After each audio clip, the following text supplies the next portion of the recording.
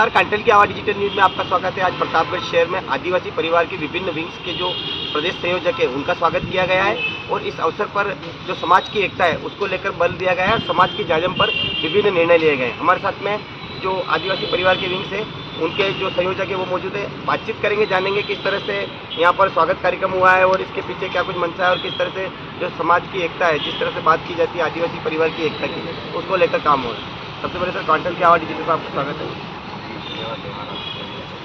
किस तरह से आज ये प्रोग्राम हुआ है, क्या कुछ विचारधारा, किस तरह से आप अपने जो विचारधारा उसको आगे बढ़ाने का काम करें? बिल्कुल, हमारे जो आदिवासी परिवार के संवैधानिक निर्धारण में चलते हैं आर्टिकल जैसे 44 13 का के भावना के रूप में हमारा हमारे जो सभी ग्राम सभा है ऐसा है कि जो ग्राम सभा है तो मूलभूत हमारे जो गाँव के जो अंतिम चरण में जो लोग रह रहे हैं उनके हमारे सर आज जो स्वागत कार्यक्रम हुआ है उसके बाद में क्या कुछ मांग है, किस तरह से अपनी मांग सरकार तक पहुंचाने चाहिए? सबसे पहले तो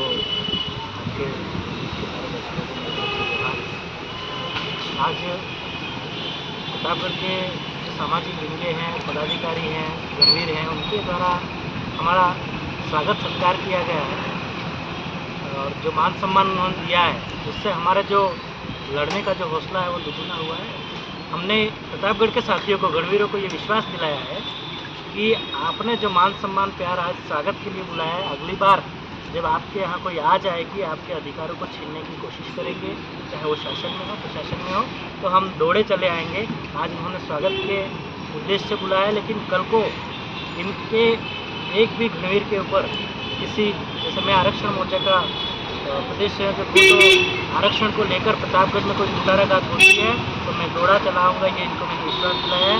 और शासन प्रशासन को भी मैं आगाह करना चाहता हूँ। हम लोगों ने निर्णय लिया है कि हम लोग जो गलतियाँ प्रदेश लेवल पे हो रही है, भर्तियों में जो हमारे साथ मुटाराघात हो रहा है, न्यूनतम बाध्यता जो हमारी है 35% और 40% के विरोध में हम लोग निरंतर लड़ाई लड़ रहे हैं और हम लोग लड़ते रहेंगे। हमारी जो मूल जो लड़ाई है इस अनुसूचित क्षेत्र में 5वीं अनुसूची लागू है, मतलब संविधान का जो आर्टिकल 244 है वो यहाँ लागू है। 1950 के तत्पश्चात संविधान जब लागू हुआ तो ये लागू है और यहाँ के इस शेड्यूल्ड एरिया के जो आदिवासी हैं, मूल वासी हैं, उनको टेरिटोरियल रिजर्वेशन संविधान में प्राप्त है। जो सिविल एरिया है उसके अनुरूप नहीं, यहाँ 100% 100% ये एरिया इन लोगों के लिए रिजर्व है और उस लड़ाई को हम लंबे समय से लड़ते आ रहे हैं।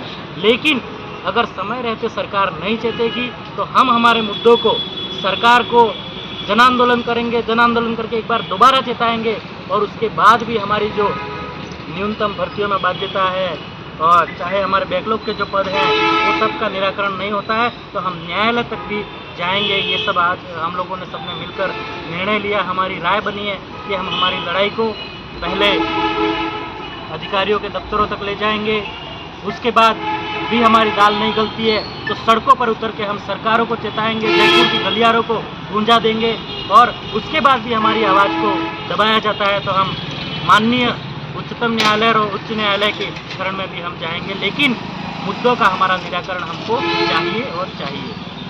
तो इस तरह से यहाँ पर स्वागत सत्कार हुआ है और उसके बाद में जो विभिन्न मांगे हैं वो रखी गई है। हमारे साथ में जो लोग मौजूद हैं जिनका स्वागत हुआ है उनसे हमने बातचीत की है। क्या कहना चाहेंगे सर इस स्वागत को लेकर?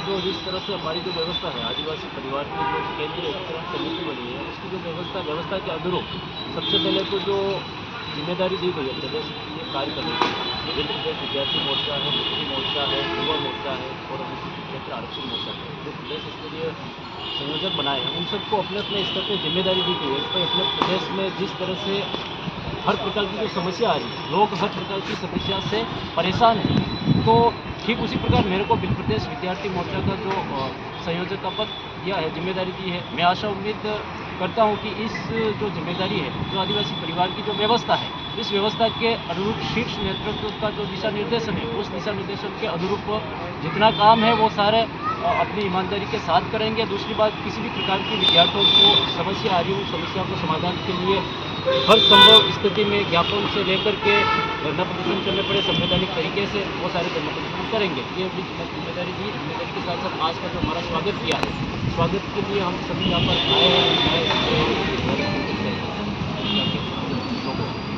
तो इस तरह से प्रतापगढ़ में आज स्वागत सत्कार के साथ ही जो आदिवासी परिवार की प्रमुख मांगे हैं उनको उठाया गया है और उसके लिए कानूनी हक अधिकार की लड़ाई लड़ने की बात की है। धन्यवाद। काटल प्रतापगढ़।